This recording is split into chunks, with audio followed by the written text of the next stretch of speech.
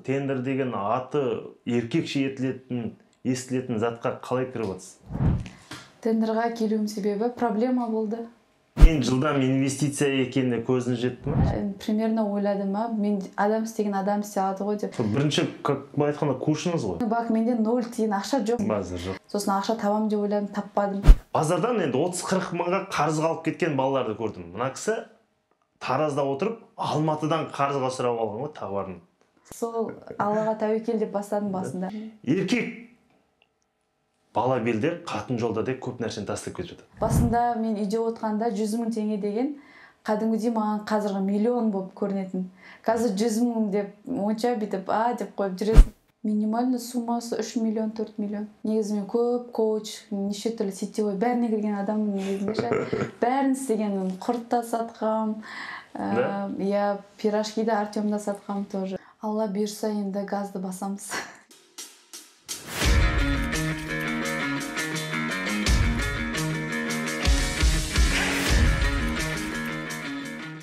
Ассалаумағалейкум, қайырлы күн, қайырлы кеш, қалайсыздар?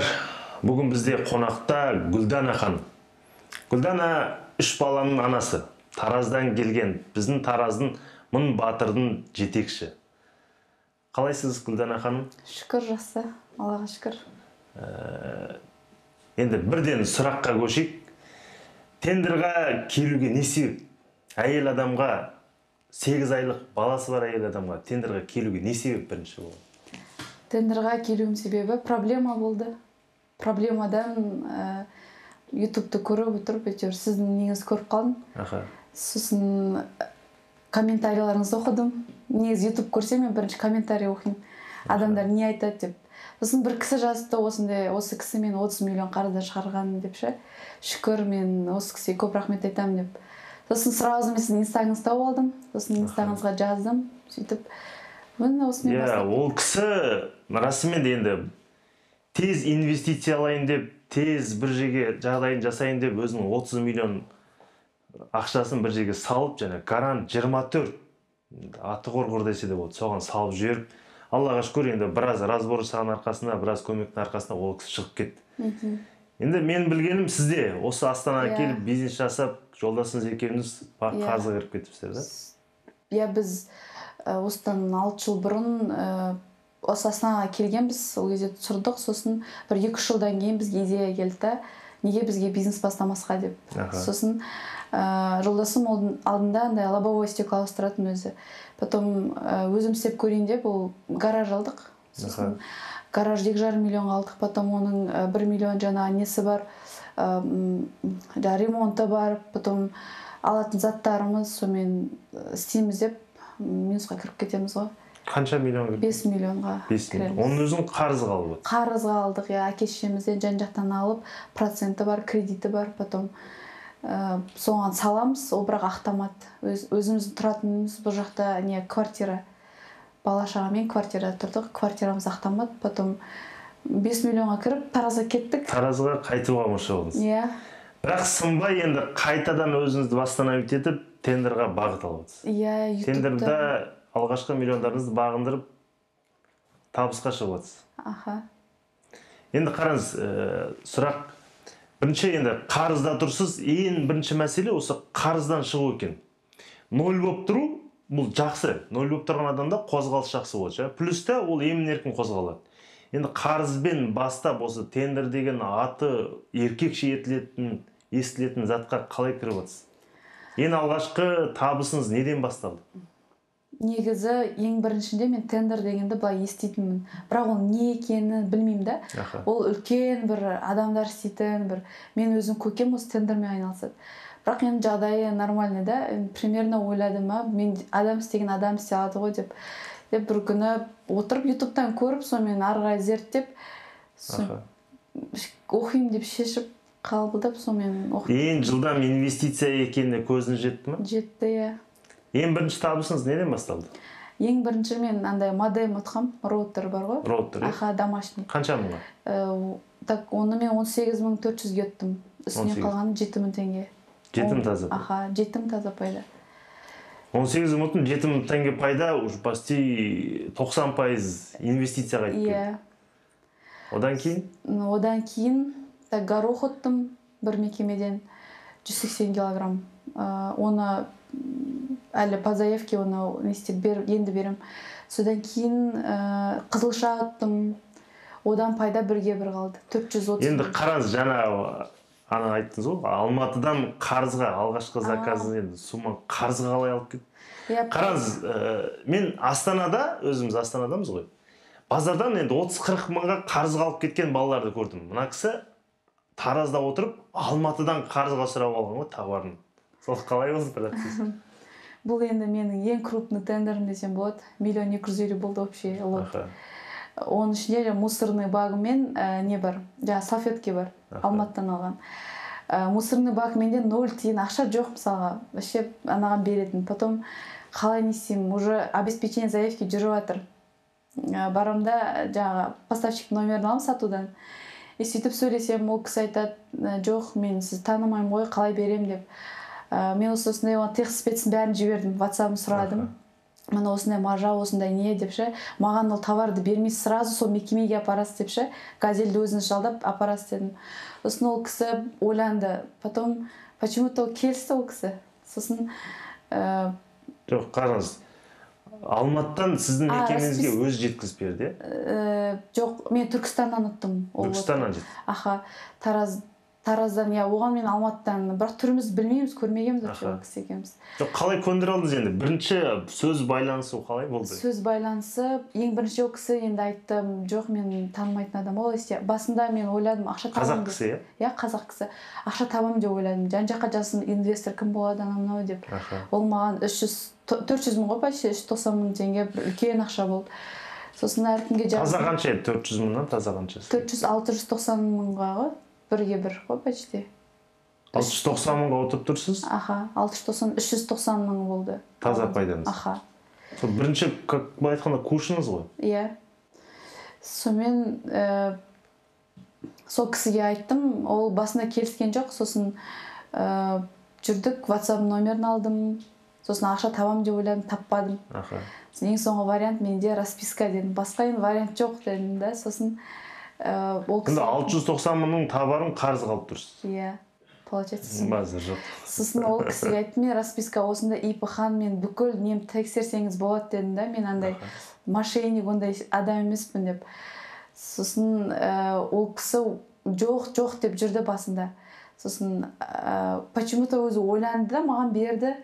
Жарайды, мен саған сеніп тұрмын не екен деп. Жоқ, қараңыз, сізде ақша жоқ, бірақ 690-700 мыңға кіріп кеттіңіз. Сол Аллаға тәуекел деп бастадым басында.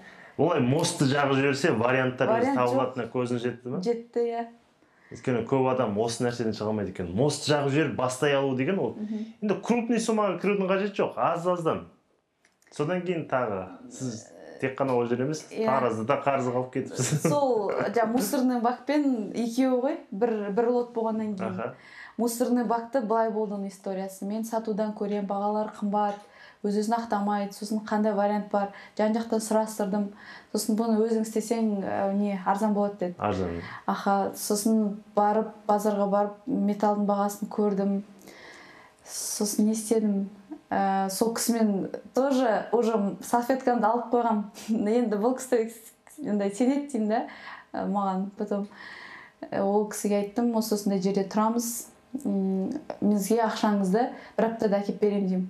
Енарымыз айтпақшы, максимальный срок қалыңдар дейді ғой. Инвестиция алған тартсаң да максимальный срок. Мен бірақ закупщицамен алдын ала сөйлесіп алдым. Сіздерде ақша қалай түседі депші, чтобы ана кісілерге ет қақылмас үшін. Сосын ол айтты, бізде сразу деді, товар қабылдағаннан кейін ертесіне түседі деді. Мен бірақ бір апта деп алдым. Сосын ол кісіден темірді алдым, ол берді маған. Даже мен адресімді де сұраған жоқ ол кісі. Оны да қарызға алып кетіңіз. Иә, темірді алып кеттім, 200 қанша мың заты. Тағы да алған заттарым бар, мен одан. Угольниктер бар ғой, ұзын-ұзын, шет-шетін қошайтын. Соларды алдым. Сонымен не керек? Берді ол кісі. Аха, одан кейін қалай? Бірден жауап бердіңіз оларға? Иә. Сразу келесі күн ақша түсті, мен жасап біткеннен кейін апардым ғой. Сразу түсті аудар жерін. Одан кейін олар уже маған сенді да, тағы алатын болсаң айып береміз деп. былай айтқанда қарызға жол ашып алдық. Содан кейін тағы да мен бір лот ұттым, тоже угольник ұттым. Ол кезде олар 767 теңгеден берген бір несін. Ал менің метрін ба? Аха, метр. Мен оның бағасын білем, өйткені алдым қалдында 320 теңгеден. Оны тоже из одного ұттып, бірге бір пайда қалды одан да. Барлығы Тараз қаласынан кіріп жатса? Иә, Тараз, Жамбыл облысына. Жамбыл облысы. Аха. Енді әр облыстың өзінің бюджеті бар. Триллиондаған ақша бөлініп жатыр. Мысалы, сенде темір менде айналысып жатсыз, бұлай менде запчасқа да кіріп жатсыз? Иә, запчасқа да кіріп жатырмын. Қандай запчас енді? Трактордың запчасты. Оны тоже из одного оттым. Именно не запчас? Поршень деген бар ғой, гильза комплекті. Не бар ішінде тағы. В общем, комплект соның. Соны біз, мен бірінші неге барам, базарға барам өзіміздің Тараздың. Ол жаққа бардым, ол жақта 260 мың деді комплектімен. Потом бұдан да арзан, сіз айтып едіңіз ғой, зерттеңдер деп Алматыға шықтық. Алматыдан 208 мыңға шықты ол товар. Мен оны ұтқан бағым 360 мың. 360. Аха, енді бар... Үстінде 150 мың таза. 150 мың таза пайда қалды. Өте керемет. Енді қараңыз, әйел адамда материнский инстинкт деген болады. Расымен де аналық махаббатпен беріле алу. Бұл кез келген жағдайдан алып шығады екен. Өйткені қараңыз, тауық өзінің балапандарын кез келген қырғиға, бүркітке, ештеңеге бермейді. Өйткені балапандар үшін жанын береді. Әйел адамда бір нәрседен бастаса, жанын беруге дайын екен. Еркек бала белде, қатын жолда деп көп нәрсені тастап кетіп жатады. Қазір еркек адам артқа кеткеннен кейін әйел адамдар алдыға шығып, өз күштерін бағындыруда. Енді осындай деңгеймен болашақта қадамдарыңыз қандай? Алла бұйырса, енді газды басамыз. Сіз енді Мыңбатырдың құндылығын сезінбей тұрсыз. Астанаға келдіңіз, Мыңбатырдың жиналысы болды. Осы құндылықтың бәрін көрдіңіз. Жетекшілік қолға алып отырсыз. Жауапкершілікті алған сайын қалай болып жатырсыз? Жауапкершілікті алған сайын өсу деңгейін көтеріледі ғой кішкене. Жоқ, цифрларыңызға мүмкіндікті басқаша көріп жатсыз ба? Қойып жатырмын. Басында мен үйде отқанда 100 мың теңге деген кәдімгідей маған қазіргі миллион болып көрінетін. Қазір 100 мың деп, онша бүйтіп, деп қойып жүресің да? Аласа 400 мыңға телефон алып алыпсыз. Осы нәрсе негізі қаржылық сауаттылық болмағандықтан.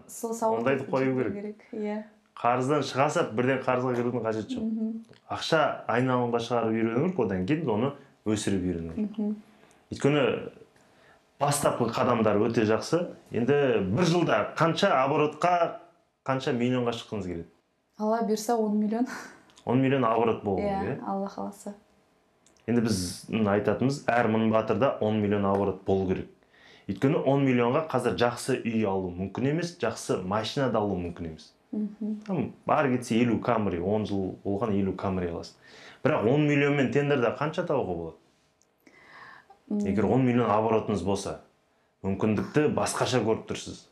Минимальный суммасы 3 миллион, 4 миллион. 3-4 миллион ойнап кіріп кіргізу болады, е? Ойнап кіріп, е. Оның өзін бөліп кірген кезде. Ең жылдам инвестиция екеніне көзін жетті ме? Жетті, е. Негізі мен көп коуч, неше түрлі сетевой бәріне кірген адамның негізінде. Бәрін істегенмін. Құрт та сатқам, пирожки да Артемда сатқам тоже. Осы Астанада? Астанада. Сол қиыншылық көргеннен кейін, сосын тоже сіз айтпақшы, мост жағы жүру керек, алға қарай ғой только. Сонымен тағы не істедім? Аяқ киім де саттым, киім де саттым, бәрін істедім. Тендерді дұрыс бағыт екенін енді көзін жетіп отыр. Көзім жетті, иә. Енді таныстарыңызға, достарыңызға рекомендация беруші едіңіз? Берем, олар мен и так көреді, өздері айтады, оқиық деп ше. Қатысып жатыр ма? Маған үйрет дейді, мен айтамын, мен үйрете алмаймын, оның документациясы бәрін кәдімгідей уақыт кетеді деп ше. Өздерің оқыңдар деймін. Енді әр нәрсені өзінің маманнан үйрену керек қой. Иә, өзінің маманнан үйрену керек. Өйткені Аллаға шүкір, біз енді қаншама адамға өзгеріс беріп, оның бойына сіңір алып жатырмыз. Өзімді маман ретінде сезіне аламын. Өйткені 30 миллион қарыздан шығарсақ, минуста тұрған, чуть-чуть плюста тұрған, немесе 0 болып тұрған адамды шығару оңай. Оның жолын білсек, оның тек қана есерте аламыз. Әр қалада бізде Мыңбатыр орталығы ашылды. Бұл кісі Тараз қаласының Мыңбатыр жетекші, Мыңбатырды қолға алып, Тараздың деңгейін басқаша форматта жұмыс етуге дайын кісі. Тараздық болсаңыз келіңіз, Гүлдана ханымның қасында емін-еркін миллиондар бағындырыңыз. негізі елдер көп сылтау айтады ғой. Сылтаудың ешқандай қажеті жоқ деп ойлаймын, өйткені адамға шын керек болса істейді. Сосын түнде кірем, 1 сағат қалған, сондай лоттарға примерно зерттеп, бірінші кезде бірақ базардан шықпайтын, уақыт табатын, бірақ базарға барып арасында жүгіріп базарға. Өзінің Тараз базарынан. Таразын, иә. Ал берген немен сөйлесіп, оптовиктармен сөйлесіп, сөйтем, уақыт табам бәріне, иә. Ол сылтау негізінде.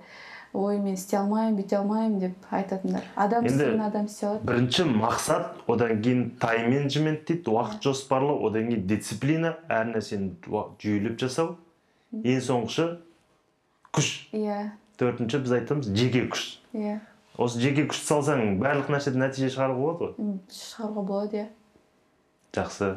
Енді тендер жаса көрермендеріне не айтушы едіңіз өзіңізден? Мен айтам, оқыңыздар курсты. Мен сияқты нәтижеге жетесіздер. Жақсы, Гүлдана ханым, сізге де сәттілік, миллиондарыңызды бағындыра беріңіз. Аумин. Тендердағы шекара жоқ сияқты, сіздерде де шекара болмасын. Болмайды. Өйткені цифр өз қолымызда.